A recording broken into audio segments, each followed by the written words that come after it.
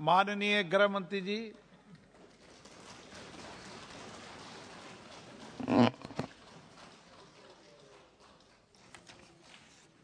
माननीय अध्यक्ष जी, कल से सदन एक गंभीर समस्या पर चर्चा कर रहा है। पक्ष और विपक्ष के कुल मिलाकर 53 सदस्यों ने इस विषय पर अपने अपने विचार, सुझाव, कुछ अवलोकन भी रखे हैं, कुछ जानकारियां भी दी है और कुछ ग्रीवेंसेस भी रखे हैं। मैंने कल रात को और आज सुबह सारी चीजों को ध्यान से देखा है। मैं सबसे पहले तो सदन के हरसिमरत बहन से शुरू कर पाटिल साहब तक जिन 53 सदस्यों ने अपने मूल्यवान विचार रखे हैं, उनका सरकार की ओर से और समाज की ओर से बहुत बहुत धन्यवाद करना चाहता हूं कि इस विषय को राजनीतिक रंग देने की जगह इस विषय को एक समस्या के नाते सदन ने बहुत गंभीरता से लिया है। क्योंकि हम सब लोग राजनीतिक है, अलग अलग राजनीतिक दल से आते हैं, सत्ता में है, विपक्ष में है, तो थोड़ा बहुत तड़का लगता है राजनीति का। पर उसके तारतम्य को अगर निकाले चर्चा के, तो यहां के हो या वहां के, सभी सदस्यों ने इस बात को स्वीकारा है कि गंभीर समस्या है, हमारी नस्लों को बर्बाद करने वाली समस्या है। और अब आगे जाकर ये कारोबार से जो मुनाफा होता है वो आतंकवाद के वित्त पोषण के लिए भी उपयोग में आता है। इसके गंभीर प्रकार के साक्ष्य और सूचनाएं भी तंत्र के पास उपलब्ध हुई हैं। मैं सबसे पहले देश के गृह मंत्री के नाते नरेंद्र मोदी सरकार का संकल्प इस गृह के अंदर दोहराना चाहता हूं। आजादी के अमृत महोत्सव के वर्ष में मोदी जी ने नशा मुक्त भारत का संकल्प समग्र देश के सामने रखा है। और जब से सरकार बनी तब से गंभीरतापूर्वक इस दिशा में ढेर सारी कार्यवाही भी हुई। मैं सदन को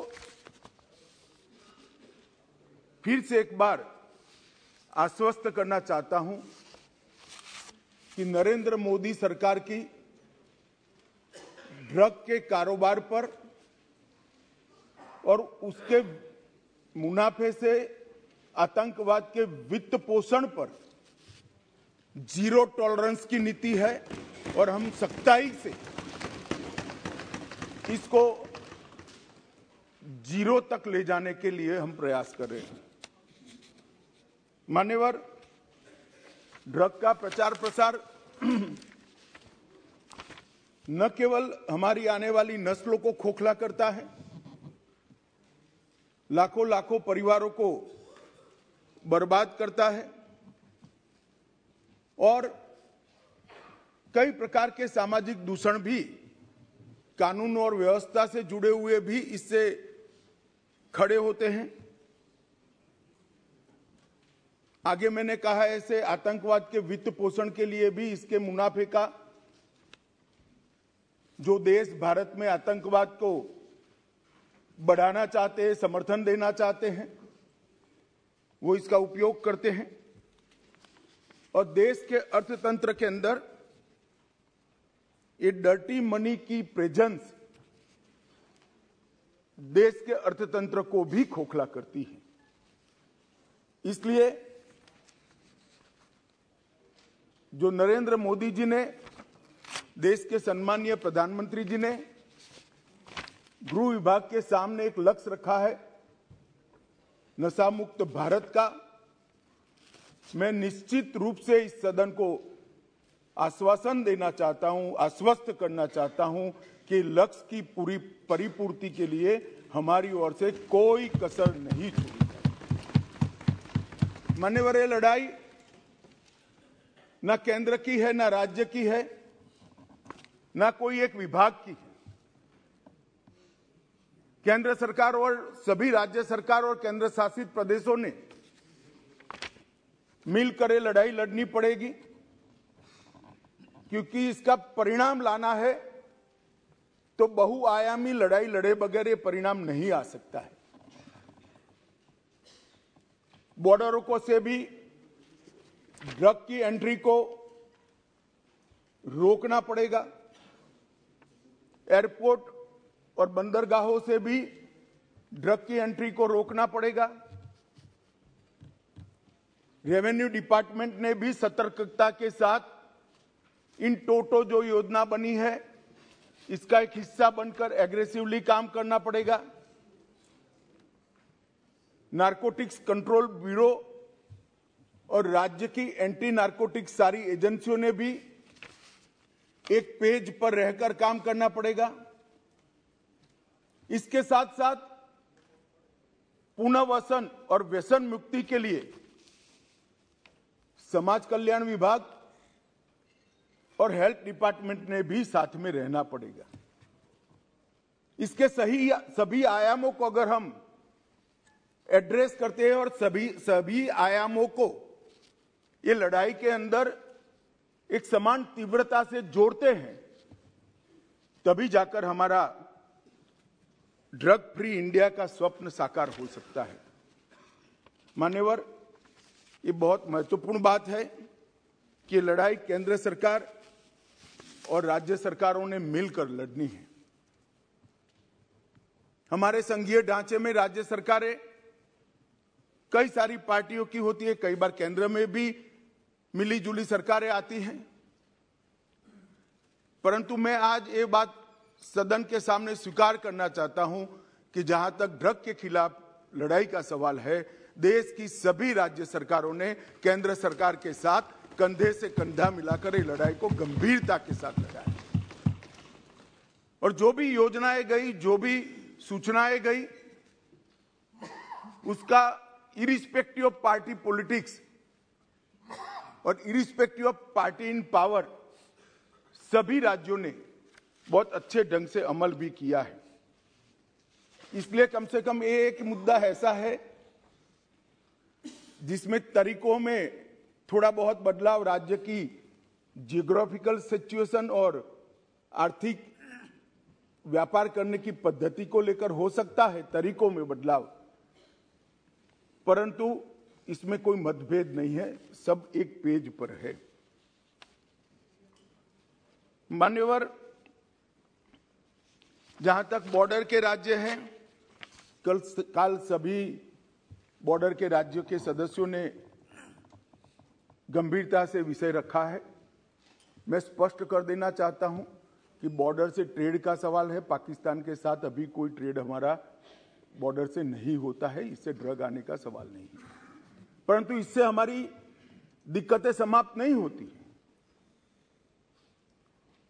ड्रोन से आता है, तस्करी से आता है, सुरंगें बनाकर भेज देते हैं, बंदरगाहों के माध्यम से आता है, एयरपोर्ट से माध्यम से आता है। तो व्यापार बंद करने से इस समस्या का समाधान नहीं आया है। समस्या को जहां जहां पर वो लोग अपना नया तरीका ढूंढते हैं, उसको हमें नसीहत करना पड़ेगा, समाप्त करना पड़ेगा।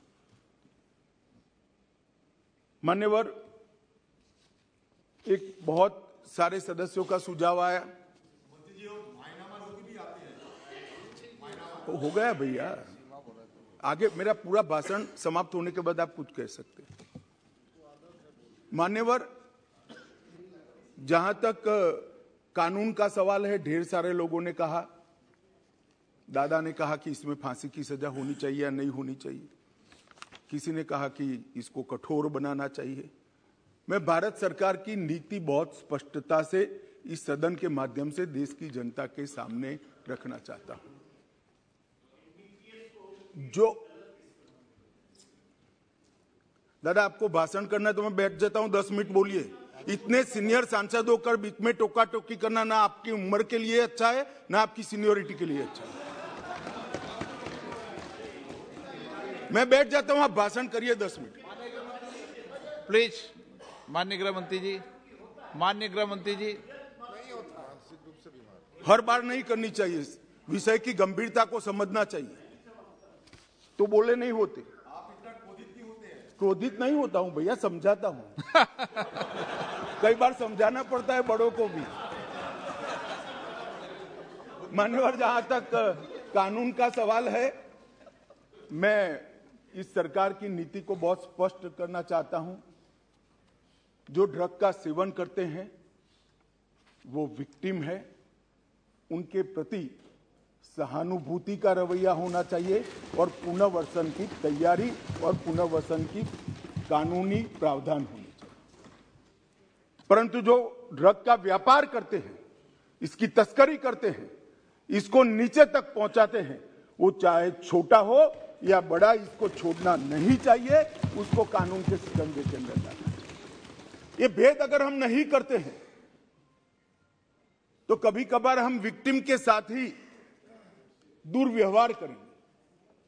जो बच्चा इसमें फंस गया है, जो युवा फंस गया है, उसको वापिस आने के लिए और समाज इसको फिर से स्वीकार ले, इस प्रकार का सामाजिक माहौल बनाने की भी हम सभी सदस्यों की जिम्मेदारी है। माननीय सरकार की तो है ही। जैसे पाटिल साहब ने कहा, व्यसन मुक्ति केंद्रों से लेकर इनके रिहेबिलिटेशन सेंटर से लेकर सारी चीजें बहुत बनाई गई, मैं बताऊंगा आगे। परंतु एक सामाजिक वातावरण भी हमने तैयार करना पड़ेगा कि जिसने ड्रग ले लिया वो खराब है, ऐसा नहीं है। इसको फिर से समाज के अंदर पुनः प्रस्तापित सम्मान के साथ करने के लिए, एक सामाजिक माहौल बनाने के लिए भी सभी सांसदों ने साथ में मिलकर प्रयास करना पड़ेगा। मान्यवर, जहां तक ड्रग के कारोबार पर सख्ती का सवाल है, भारत सरकार ने विगत 3 सालों से ढेर सारे व्यवस्थाएं की हैं। सबसे बड़ा बदलाव हमने किया है, जैसे गृह मंत्रियों के सम्मेलन में भी मैंने आग्रह से किया था, इसके बाद सभी गृह मंत्रियों और डीजीपी के साथ वीडियो कॉन्फ्रेंस कर भी मैंने कहा था, किसी भी इन्वेस्टिगेशन को हम आइसोलेशन में नहीं देख सकते। ड्रग की किसी भी जब्ती को हम आइसोलेशन में नहीं देख सकते।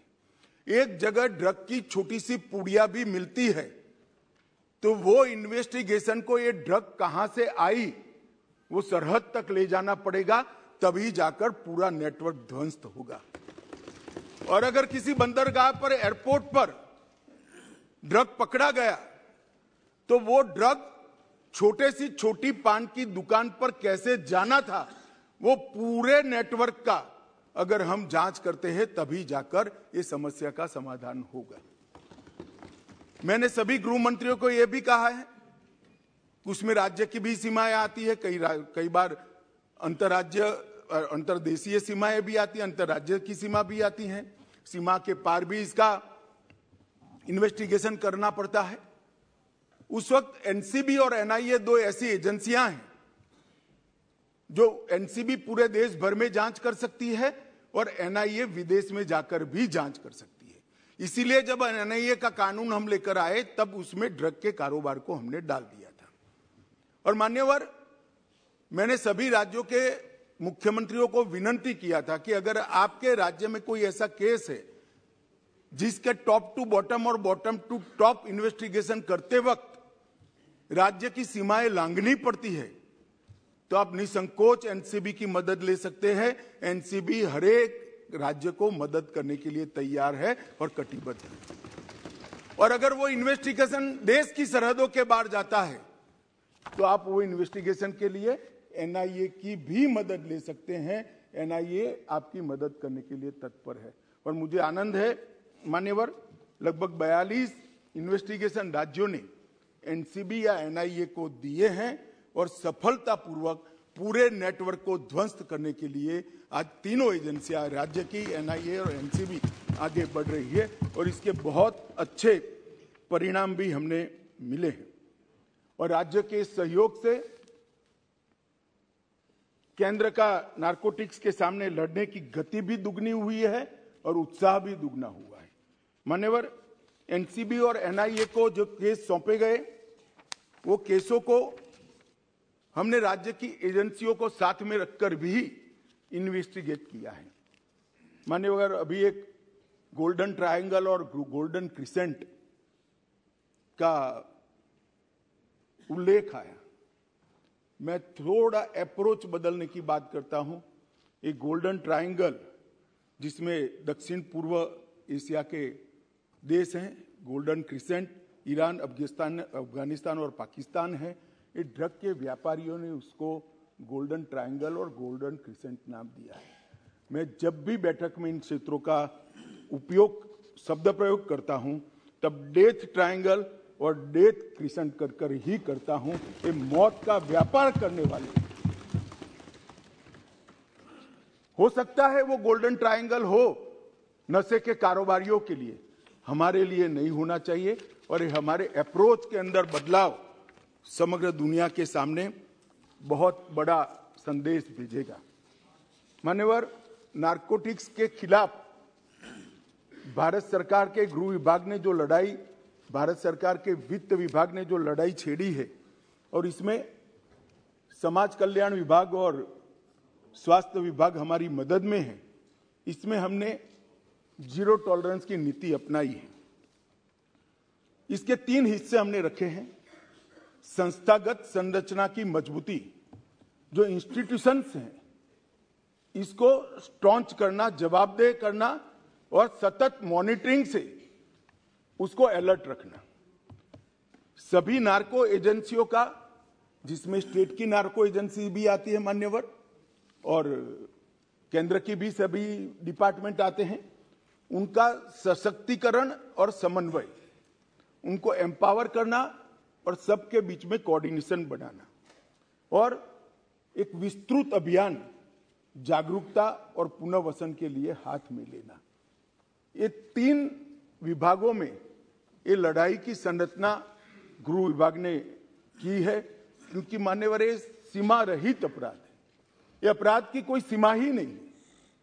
कहीं से बैठकर कोई इसका व्यापार कर रहा है और बच्चे हमारे फंस रहे हैं, नस्लें हमारी बर्बाद हो रही।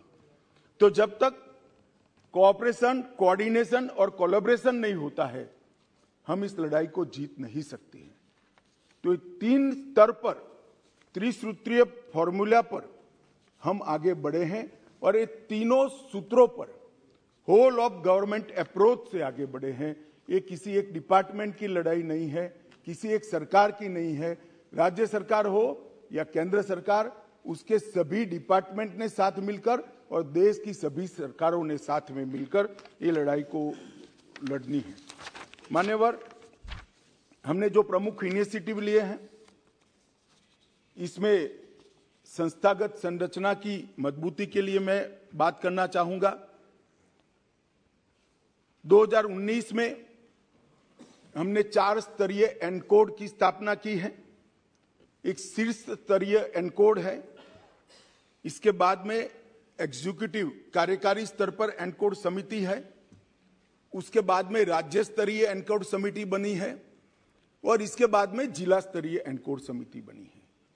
तो जिला से लेकर केंद्र तक ये एनकोड समितियों के माध्यम से एक समन्वय स्थापित किया है और केंद्र में भी नीति निर्धारण करने वाले लोग और एग्जीक्यूशन करने वाले लोग, इसके लिए भी शीर्ष स्तरीय कमेटी और कार्यकारी समिति, इस प्रकार के 2 हिस्से हमने किए हैं। अभी 5वीं शीर्ष स्तरीय एनकोड कमेटी की बैठक हुई थी, मैंने ही इसकी अध्यक्षता की थी और ढेर सारे फैसले हमने लेकर नीचे राज्यों को पहुंचाए हैं। अब वो जिले तक परकोलेट हो गए। मगर इस स्तर पर मैं सभी राज्य के मुख्यमंत्रियों को भी सदन के माध्यम से निवेदन करना चाहता हूं। ढेर सारे राज्यों ने लगभग 100% राज्यों ने राज्य स्तरीय एनकोड समिति बना ली है। इसकी मीटिंग्स भी होती है, इसकी मिनट्स भी आती है और वहां पर केंद्रीय एजेंसियों के प्रतिनिधियों को बिठाते भी है, चर्चा भी करते हैं। परंतु सबसे महत्वपूर्ण जो है जिला स्तरीय संरचना का, डिस्ट्रिक्ट लेवल पर जब तक डीसीपी और कलेक्टर इकट्ठा बैठकर, समाज कल्याण अधिकारी इकट्ठे बैठकर और हेल्थ डिपार्टमेंट का बंदा इकट्ठा बैठकर जिला स्तर पर इसकी मीमांसा नहीं करेंगे, ये हमारी लड़ाई सफल नहीं होने वाली। आज तक देश के सिर्फ 32% जिलों में, हम 1.5 साल से प्रयास कर रहे हैं, 32% जिलों में ही समिति बनी है। इस सदन के माध्यम से मैं देश भर के सभी राज्यों के मुख्यमंत्रियों को और केंद्र शासित प्रदेश के सभी सरकारों को, एलजी को, एडमिनिस्ट्रेटर्स को निवेदन करना चाहता हूं कि आप स्वयं व्यक्तिगत स्तर पर इंटरेस्ट लेकर आप अपने अपने राज्य में जिला स्तरीय एनकोड समिति की रचना करें। जिस दिन राज्य के, देश के सभी जिलों में जिला स्तरीय एनकोड समिति बन जाएगी और राज्य स्तरीय एनकोड समितियों को उसका फीडबैक मिलेगा, ये लड़ाई हमारी बहुत मजबूत हो जाएगी। एनकोड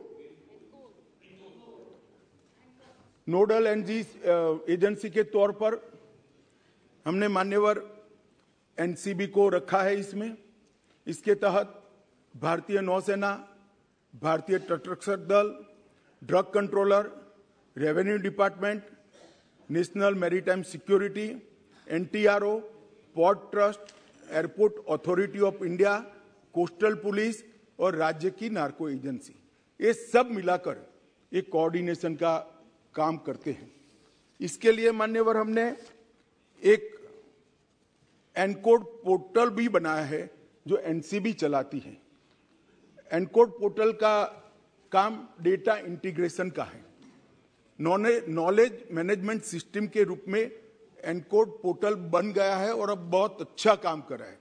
राज्य स्तर के एनकोड तंत्र के भी सभी 4 राज्य स्तरीय हितधारक इसके मेंबर है मान्यवर, और बहुत सारी एजेंसियों के तालमेल को इस एनकोड पोर्टल के माध्यम से सुचारू रूप से हमने नीचे तक पहुंचाया है। 2 साल हो गए हैं पोर्टल बने हुए। 2 साल में हमने बहुत अच्छे परिणाम, बड़ी बड़ी जब्तियां ये पोर्टल के माध्यम से की है और पोर्टल पर ढेर सारी जानकारियों को भी डाला है। अधिकृत एजेंसियों के सारे नंबर डाले गए हैं, समस्त जानकारियां डाली है। भारत सरकार ने किए हुए सारे एमओयू डाले हैं, द्विपक्षीय समझौतों को डाला है। प्रशिक्षण कैलेंडर जो देश भर का है, लॉयर्स का प्रशिक्षण कैलेंडर, इन्वेस्टिगेटर का प्रशिक्षण कैलेंडर और पुनर्वसन का काम करने वाले सोशल वेलफेयर के अधिकारियों का प्रशिक्षण कैलेंडर, उसको भी डाला है। कुछ लैंडमार्क जजमेंट जो प्रो प्रोसिक्यूशन है उसको भी वहां डाला है। एनुअल रिपोर्ट भी वहां डाल दी जाती है। एनसीबी की हैंडबुक जो क्या करना चाहिए और क्या नहीं करना चाहिए इसके लिए है, वो भी हमने इस पर डाला है। मीटिंग्स की मिनट्स भी इस पर 24 घंटे में अपलोड कर दी जाती है और एटीआर को भी अपलोड कर जाती। एक प्रकार से संपूर्ण सूचनाएं एक ही जगह से जिले स्तर के, पुलिस स्टेशन स्तर के अधिकारी को भी उपलब्ध हो जाए, इस प्रकार की प्रणाली हम लेकर आए हैं और उसको एक ही छत्र के नीचे चलाकर राज्यों को और पुलिस स्टेशन तक की पूरी चीजों को हमने कोऑर्डिनेट किया है। मान्यवर, अभी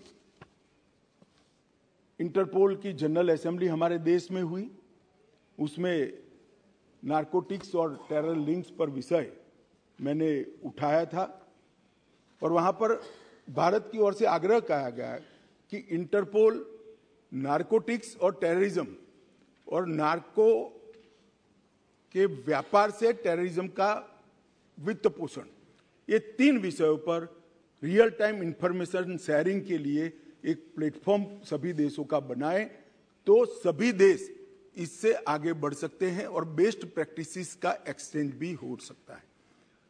यहीं पर अभी अभी नो मनी फॉर टेरर का पूरे देश भर के गृह मंत्रियों का सम्मेलन हुआ। वहां पर भी हमने अंतर्राष्ट्रीय सहयोग के लिए, नारकोटिक्स की लड़ाई के लिए बहुत थ्रस्ट दिया गया है।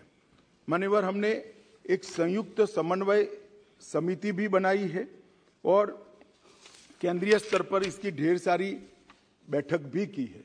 एनसीबी की कैडर को भी हमने पुनर्गठित किया है।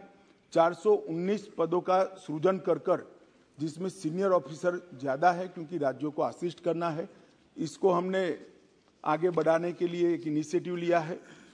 नार्को अपराधियों पर राष्ट्रीय एकीकृत डेटाबेस, जिसका शॉर्ट फॉर्म है निदान, उसको भी तैयार किया है और हर केस की चालान और हर केस के जजमेंट को इस पर अपलोड कर प्रोसिक्यूशन के वकीलों के लिए टिप्स भी इस पर उपलब्ध है।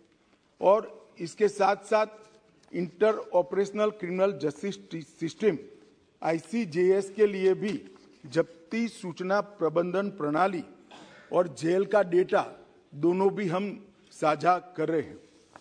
मान्यवर, ड्रग नेटवर्क के चार्ट को भी हमने मैपिंग कर लिया है और पूरे राज्यों में ड्रग आने का रास्ता कौन सा है और उसके नेटवर्क की संभावनाएं क्या है, उसको भी 472 जिलों में हमने मैप कर राज्यों को भेज दिया है। बहुत बड़ी एक्सरसाइज।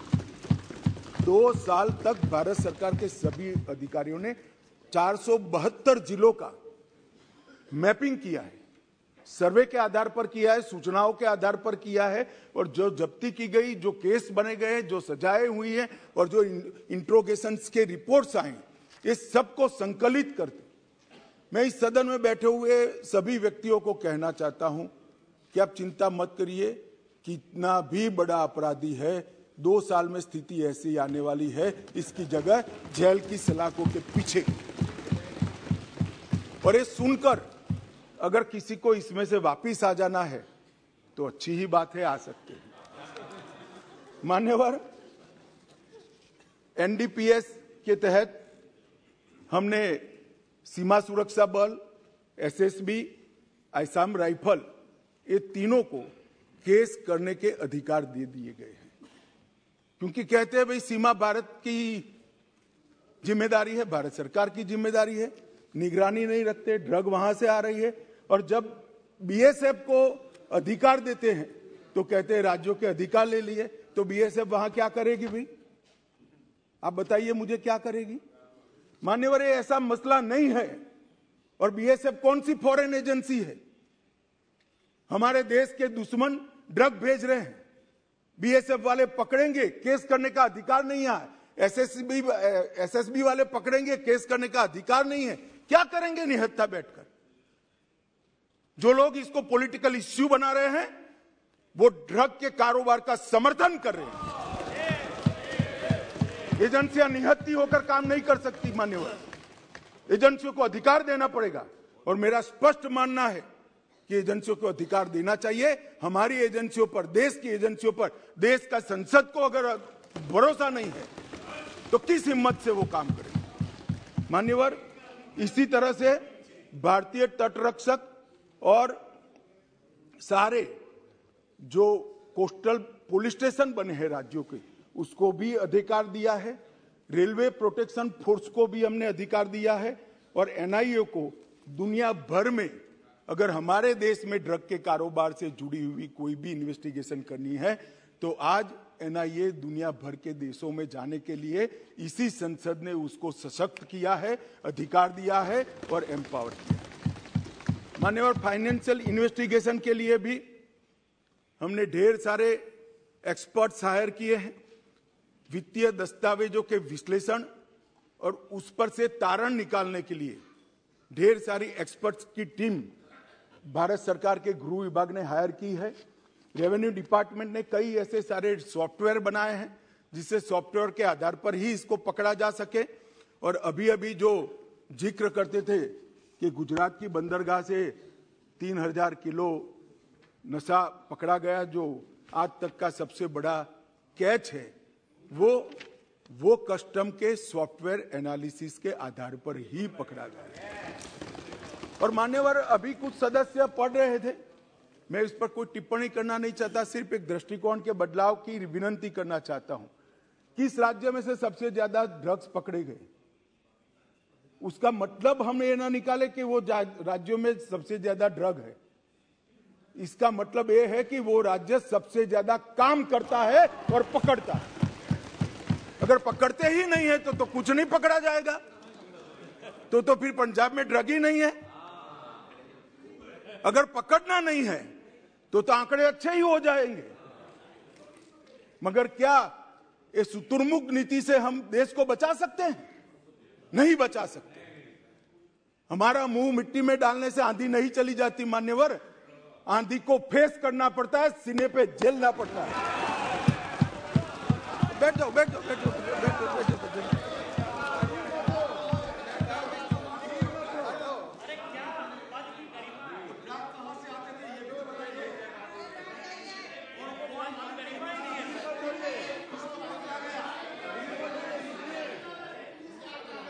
एक मिनट मान्यवर कांग्रेस पार्टी के नेता ये कह रहे ड्रग कहां से आ रहा था। ड्रग गल्फ कंट्रीज से आ रहा था।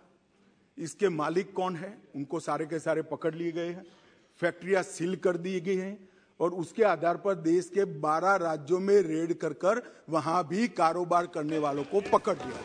और दूसरी बात, अभी मेरे पास नहीं है, मुझे मालूम नहीं था कि मुझे पुलिस इंस्पेक्टर की तरह इस सदन में जवाब देना पड़ेगा, तो मैं डिटेल लेकर नहीं आया हूं, मगर चालान कर दिया गया है, ऑनलाइन उपलब्ध है, सर्च कर नहीं मिलना है तो मुझे बताइएगा, मैं भेज दूंगा।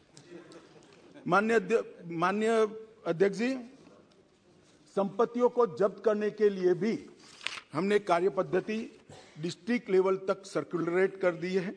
मनी लॉन्ड्रिंग की चैनलें, हवाला लेन देन और डार्क नेट, ये तीनों के लिए हैकाथॉन कर हमने ढेर सारे बच्चों के टैलेंट को संग्रहित कर एक बहुत सटीक रणनीति बनाई है, जो सार्वजनिक करना ठीक नहीं है, परंतु मैं इतना कहना चाहता हूं कि सारी चैनलों का उपयोग कर कोई मानता है कि एजेंसियों की नजर के बाहर जाएगा, तो वो ऐसा नहीं होगा। ढेर सारे लोग पकड़े गए हैं और आगे भी अभियान।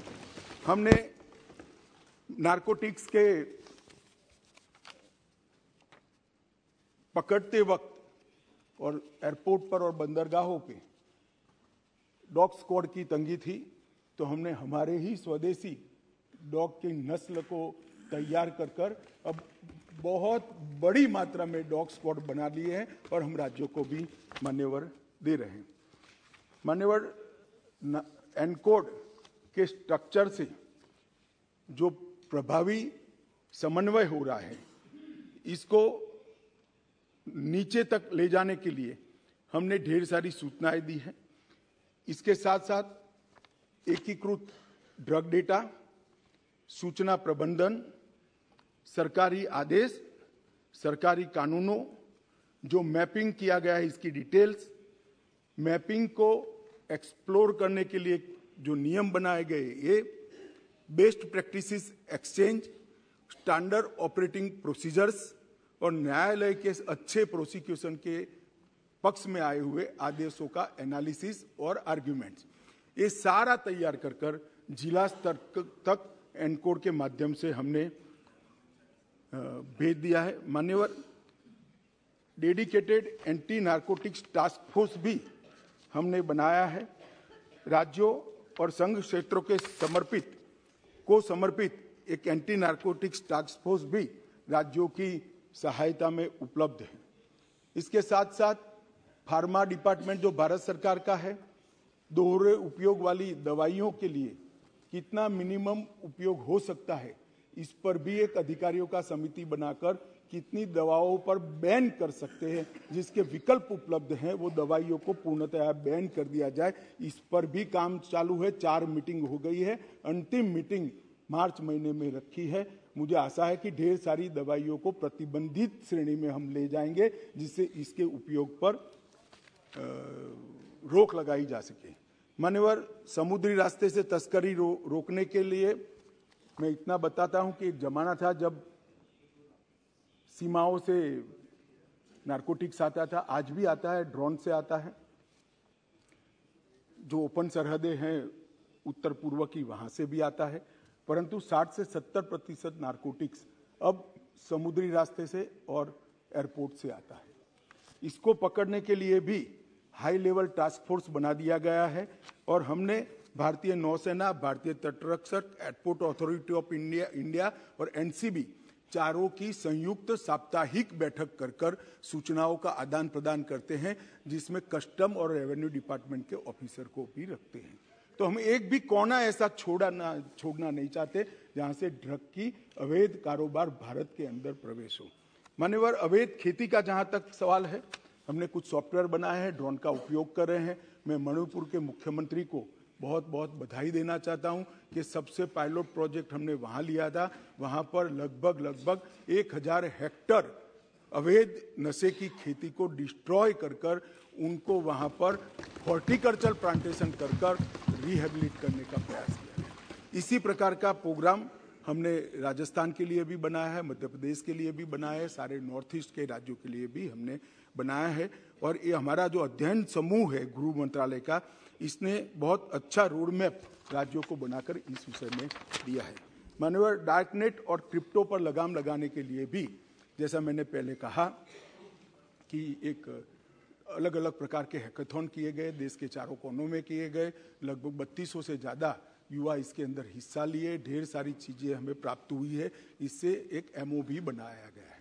परंतु इसके साथ साथ मैक, जो एक सभी एजेंसियों के समन्वय का सेंटर है, सब मैक के रूप में हमने नार्को के लिए एक अलग मैक की व्यवस्था को गठित किया है और इसके अंदर नार्को ट्रैफिकिंग प्लेटफॉर्म की निगरानी, ड्रग नेटवर्क के इंटरसेप्शन, ट्रेंड्स के निरंतर एनालिसिस, डेटाबेस के अपडेट को एनालिसिस कर नई रणनीति बनाना और कार्य प्रणाली और नोड्स पर ध्यान देते हुए एक बहुत अच्छी रणनीति साप्ताहिक इसका रिव्यू हम करते हैं और मुझे लगता है कि इससे बहुत बड़ा फायदा मान्यवर हुआ है। नारकोटिक्स का प्रशिक्षण का मॉड्यूल भी बनाया गया है। 5 अलग अलग प्रशिक्षण मॉड्यूल बनाए गए हैं, जिसके अंदर नारकोटिक्स के केस को किस तरह से लड़ा जाए, चालान करने के पहले मिनिमम क्या इसके अंदर चीज़ें हमें इंक्लूड करनी है, इसके साथ साथ जब जब्ती होती है तब क्या केयर लेनी है जिसका फायदा व्यापार करने वालों को प्रोसिक्यूशन के वक्त न मिल पाए। तीसरा, पुनर्वसन के लिए भी एक ट्रेनिंग का मॉड्यूल बनाया है। चौथा मॉड्यूल इलेक्ट्रॉनिक एनालिसिस का, सारे डेटा के एनालिसिस का बनाया है। और 5वां मॉड्यूल समन्वय के लिए, अगर फिजिकली नहीं मिल सकते हैं तो ऑनलाइन समन्वय कैसे हो सकता है, इसका भी हमने मॉड्यूल बनाया है। और ये 5 अलग अलग मॉड्यूल का डिस्ट्रिक्ट तक का ट्रेनिंग प्रोग्राम हमने डिजाइन किया है। मैं बड़े हर्ष के साथ बताना चाहता हूं कि राज्य स्तर के ट्रेनिंग प्रोग्राम 3 दिसंबर को सारे राज्य और केंद्र शासित प्रदेश के हमने समाप्त कर दिए गए और 40% डिस्ट्रिक्ट में भी ये काम हो चुका है।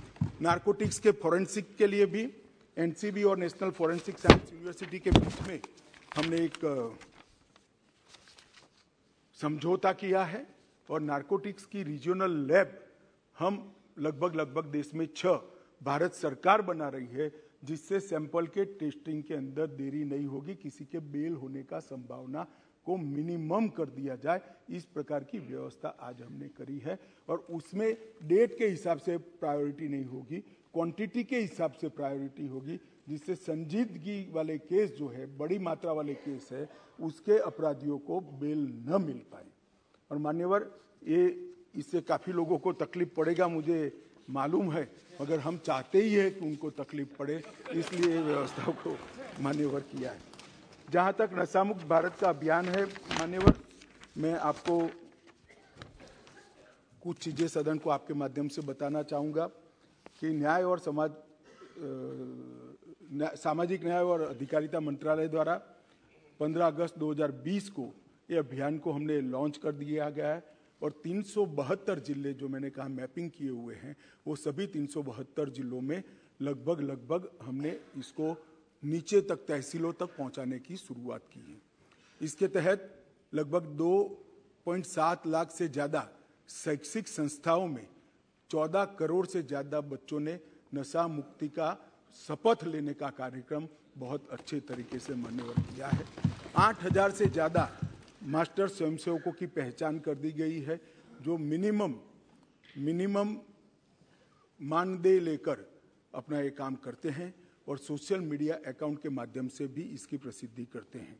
नशा मुक्ति की राष्ट्रीय ऑनलाइन शपथ के माध्यम से लगभग 1 लाख शैक्षिक संस्थाओं को और इसके माध्यम से और युवाओं को इसके साथ जोड़ने का भी हम प्रयास कर रहे हैं। जो ऑनलाइन सफलता होगी, FCRA का जिक्र कर रहे थे, इसमें ढेर सारे NGO भी जुड़े हैं, मगर ये NGO ऐसे हैं जो भारत के समाज को स्वस्थ करना चाहते हैं।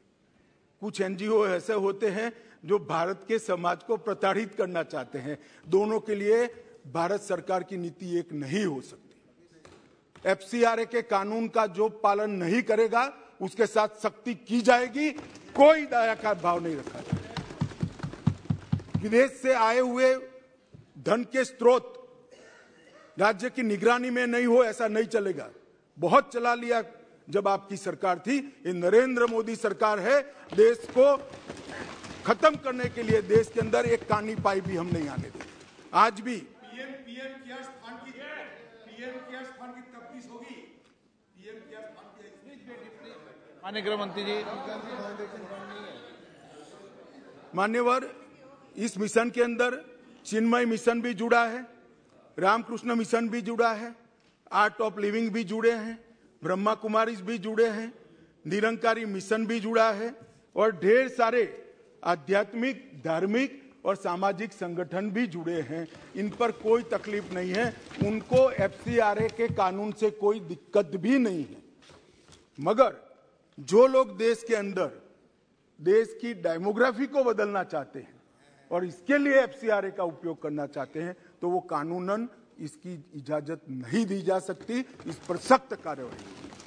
मान्यवर, हमने लगभग 341 इंटीग्रेटेड रिहेबिलिटेशन सेंटर भारत सरकार के फंड से बन गए हैं और 300 बना रहे हैं, जिसके अंदर दुनिया भर की आधुनिक से आधुनिक रिहेबिलिटेशन की पद्धतियों को अपनाया जाएगा और हमारे बच्चों को फिर से एक बार देश के विकास के साथ जोड़ने का इसके माध्यम से मान्यवर हम काम करेंगे।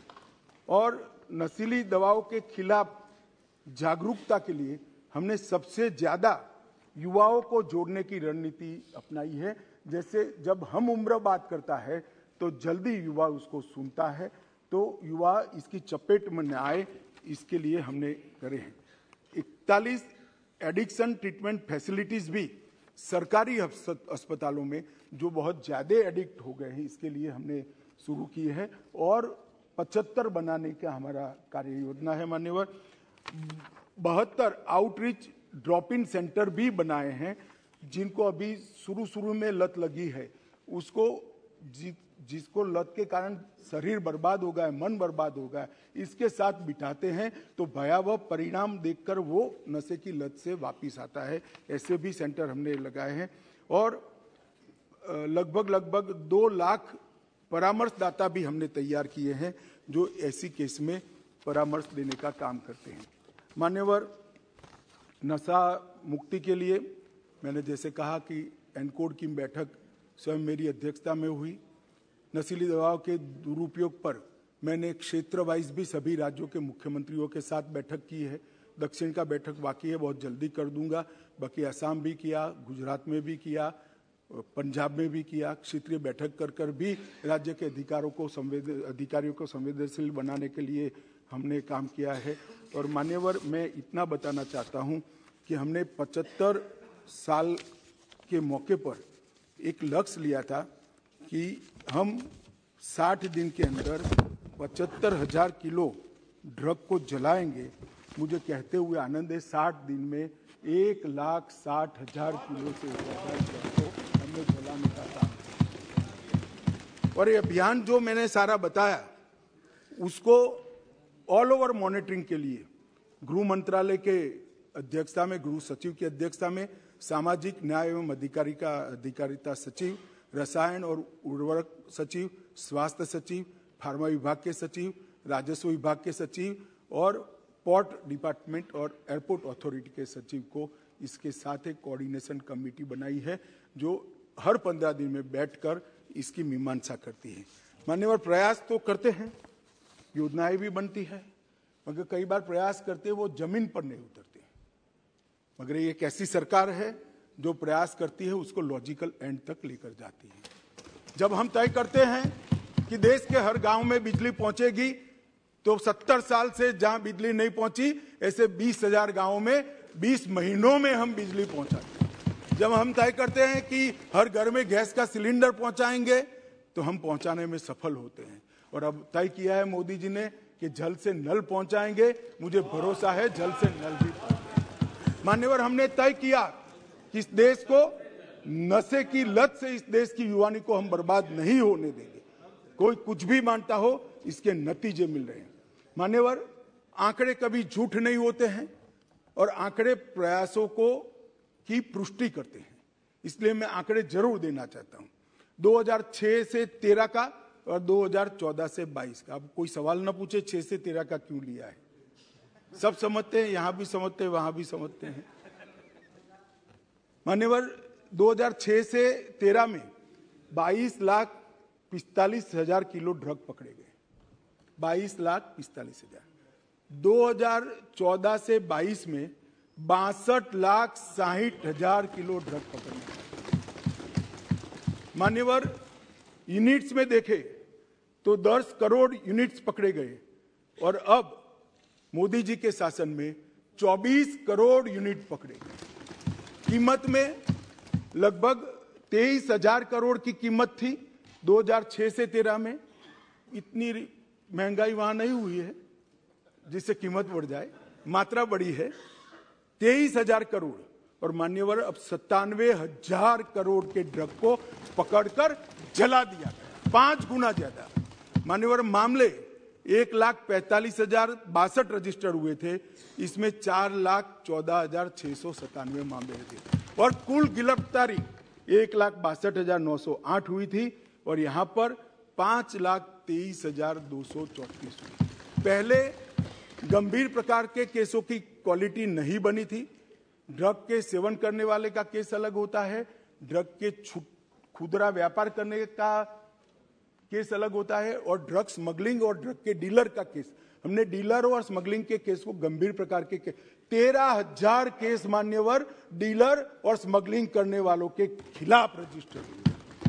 ये बताता है कि हमारी दिशा सही है, परिणाम भी मिल रहे हैं। मान्यवर, कई बार मैं तो आश्चर्य करता हूं, कई बार सभाओं में मैंने देखा एक राष्ट्रीय नेता अब उपस्थित नहीं है, उपस्थित भी होते तो नाम भी दे देता, यात्रा में है तो नहीं, मैंने कहा ना, नहीं, मैं सुनिए ना, मेरा सोच के बारे में कुछ नहीं है, समझ के बारे में समझो जरा। मान्यवर, मैंने गुजरात के चुनाव के वक्त एक भाषण सुना कि गुजरात में ड्रग का कारोबार बढ़ गया है, गुजरात से ड्रग पकड़ा जाता है। अरे भाई, देश की सीमा है, बंदरगाह है, बंदरगाह से आएगा, हम पकड़ेंगे तो अच्छा किया या बुरा किया, ये समझ में ही नहीं आ रहा है। अब पंजाब में नहीं पकड़ा जाता है तो क्या बिट्टू साहब कह सकते हैं पंजाब में ड्रग नहीं है?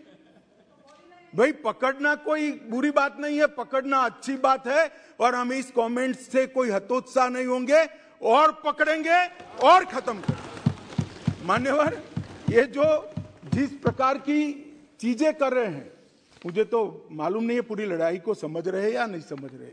मान्यवर, पिछले 5 वर्ष में हमने 61 नए साइटोट्रोपिक पदार्थों को अधिसूचित किया है जो पहले इस कैटेगरी में नहीं आते थे, अब एफएसएल से सिद्ध कर इसको करा है।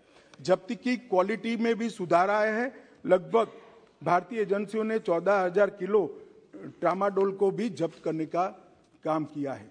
मान्यवर, मैं इतना ही कहना चाहता हूं कि अभियान कोई एक सरकार का नहीं हो सकता, ये अभियान कोई एक दल का भी नहीं हो सकता, ये अभियान कोई एक एजेंसी का भी नहीं हो सकता। केंद्र और राज्य की सभी एजेंसियों ने एक ही प्लेटफॉर्म पर आकर समान तीव्रता और समान गंभीरता के साथ इस अभियान को चलाना पड़ेगा, तब हम हमारी आने वाली नस्लों को बचा पाएंगे। मान्यवर, ये लड़ाई ऐसे नाजुक मोड़ पर है, अगर इस वक्त हम जीतते हैं तो हम हमारी नस्लों को बचाते हैं, और इस वक्त अगर नशे के व्यापारी जीतते हैं तो हमारी नस्लों को कोई बचा नहीं सकता। इसलिए मेरा पूरा सदन से अनुरोध है मान्यवर कि इस एक मुद्दे पर हम राजनीति न करें, सभी राज्य की सरकार एक साथ आए, जिला स्तरीय एनकोड की रचना करे, और ये जो अभियान मोदी जी के नेतृत्व में भारत सरकार के गृह विभाग ने चलाया है, वो अभियान को सभी लोग मजबूत बनाए। हम भी राज्यों के अभियान को मजबूत बनाने के लिए बहुत तत्पर हैं और उत्सुक भी हैं। सब केंद्र शासित प्रदेश, राज्य सरकार, केंद्र सरकार और समग्र देश की जनता और हम सभी जनप्रतिनिधि मिलकर इस अभियान को सफल बनाएं और जीरो टॉलरेंस टू ड्रग और नशा मुक्त भारत की रचना करें। यही अभ्यर्थना कर मेरी बात को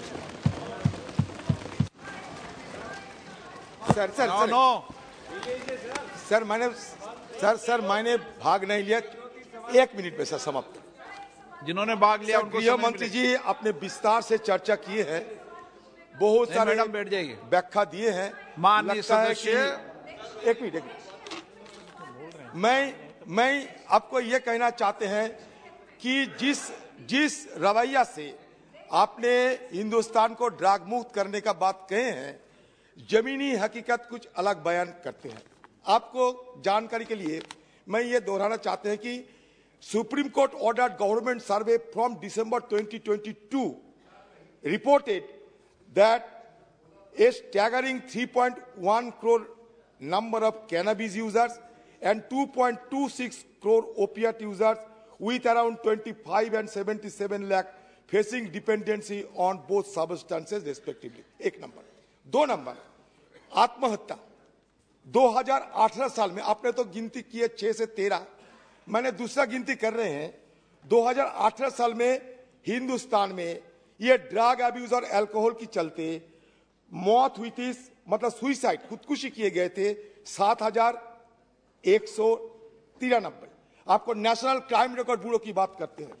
और 2021 में आपकी दफ्तर की रिपोर्ट के मुताबिक सुइसाइड हुए हैं, मतलब आत्महत्या हुए हैं 10,560।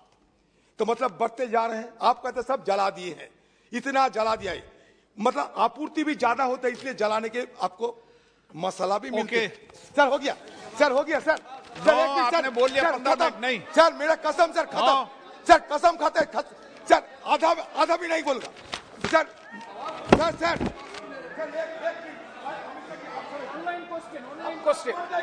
Online question. Sir, I would like to know from the Honorable Home Minister. Sir, narcotic and psycho. मेरा साथ माइक है, अदिरदा।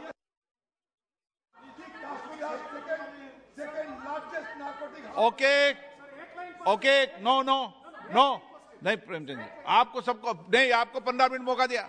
माननीय सदस्य प्लीज, माननीय सदस्य बैठिए, माननीय सदस्य प्लीज। नहीं माननीय सदस्य, नहीं माननीय, कोई रिकॉर्ड में नहीं आ रहा, कोई रिकॉर्ड में नहीं आ रहा, बैठ जाइए आप। माननीय बोलना चाहते हैं? हाँ चलिए, अब 1 मिनट बैठिए, आप बैठिए।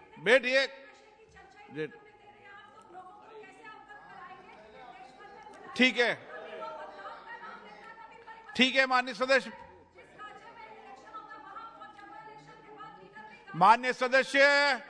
आप बैठ जाइए प्लीज, बैठ जाइए। सभी माननीय सदस्यों को पर्याप्त समय, पर्याप्त अवसर दिया, एक लंबी चर्चा चलाई। उस समय आपकी हर बात का माननीय गृह मंत्री जी ने तथ्य से जवाब दिया। आपको 20-20 मिनट बुलाया, फिर भी आप डिस्टर्बेंस करते, तो अच्छी चर्चा नहीं है।